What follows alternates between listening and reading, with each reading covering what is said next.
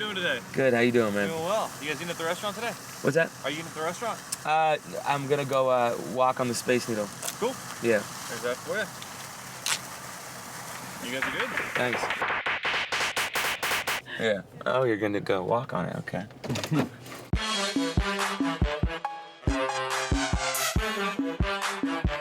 Hold up, hold up.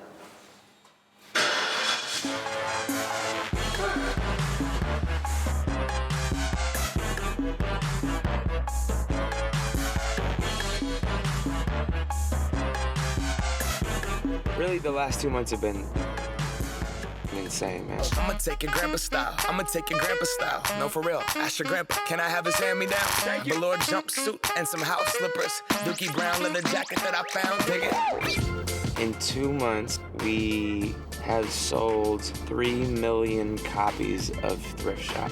It's reached a level of mass appeal, a level of pop culture that I never thought as an artist I was even possible. I was even capable of achieving.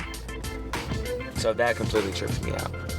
And I've always said, you know, people would ask me like, yo, how big do you want to get? However big you want it. How big would you want to get? And my response has always been, I want my music to reach as many people as possible. And now that that's kind of actually turning into somewhat of a reality, I mean, you kind of re-question, like, is this what I signed up for? There isn't much normal life being lived at this point. I think that that's kind of what the goal for me is, to live somewhat of a normal life in the midst of being on a different airplane every single day. You ready? You're looking great.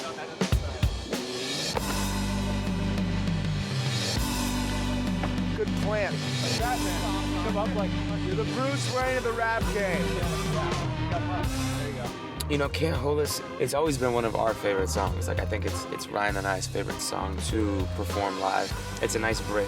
It's got an element of a pop song, but it's not just doing a 180 and transitioning into something really serious. Land in the downward dog.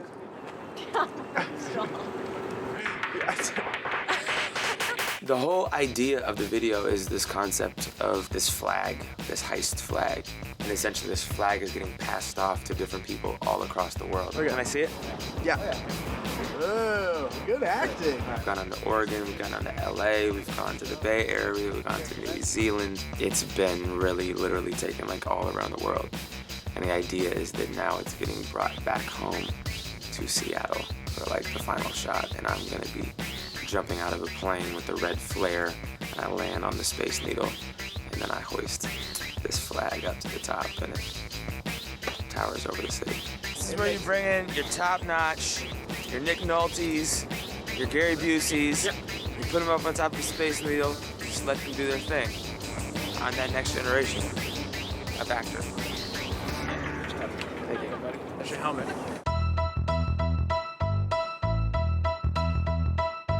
Ryan is, you know, out of anyone I just trust creatively.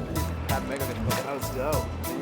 There's a moment where he's directing me, there'll be another moment where I'm directing him, whether that be in a music video, whether that be in the studio in terms of production, or whether it be me writing raps.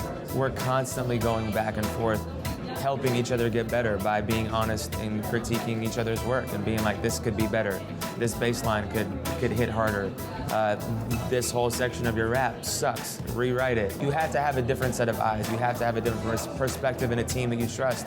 And Ryan is the person that I trust, and I'm the same for him. And you know, Trisha Davis, who produces our videos, who's my fiance, also is my other set of eyes. So there's a tight team of people that we really trust their creative vision, and that's imperative to making good art.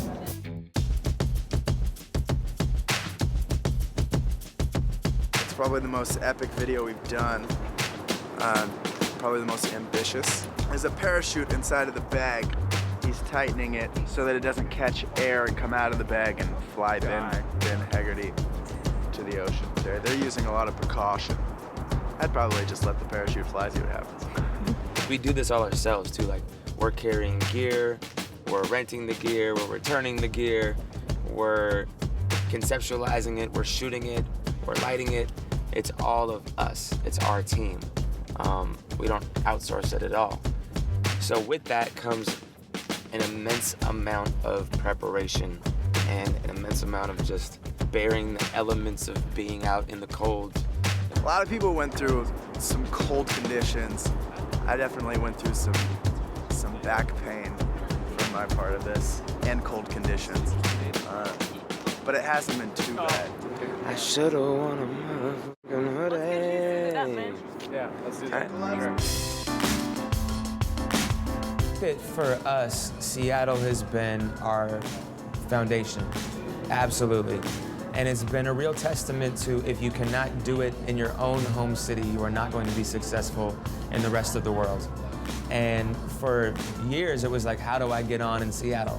That was the goal. It was, how do we get a show? How do we get booked? How do we develop a fan base? And once that started happening here, that started translating to Oregon, it started translating to California, to the Bay Area, to LA, and spreading. And I think that that's kind of what Can't Hold Us to Me encompasses in terms of this video, is this flag really being a metaphor for the music spreading all around the world, but coming back home here to where the origin is, where the foundation is, where our fan base really perpetuated us on to the rest of the world. For anyone who's been to Seattle, like, we're on the Space Needle, which is an interesting place. It's not the tallest building, but it is absolutely separate from the rest of the skyline. So anything that you do here is very much on display for the whole city. So we did a test fly of the flag, and I'm sure everyone is wondering what the fuck this pirate-ish looking flag is. So the news chopper is gonna ask us what's going on. We're right in the middle. We're gonna have to say something, but we don't want to say too much. I told him I think we should keep it back. What do you think? Give him a little. Give him a little? We're working on a secret project. Use the word secret. We're working on the biggest video project we've done yet. No, too much. Too much. What are you trying to do? Too much. There's this festival every year called Bumper Shoot, and it's on these grounds that we used to always sneak into as kids. Like, that was the goal, because it was like, you know, $40 a day or $25 a day or some amount of money that we didn't have. So much of my like childhood was, you know, this festival and figuring out who I was and watching other people perform and being like, one day I want to be on a stage at Bumper Shoot. And then, you know, that finally happening at some point, to kind of like, you know, a couple years ago selling 10,000 tickets at Bumper Shoot, to our show, to now being on top of the Space Needle. It's definitely a moment. It's a moment in, I think, Seattle music history. And to be a part of that it's definitely a full circle moment.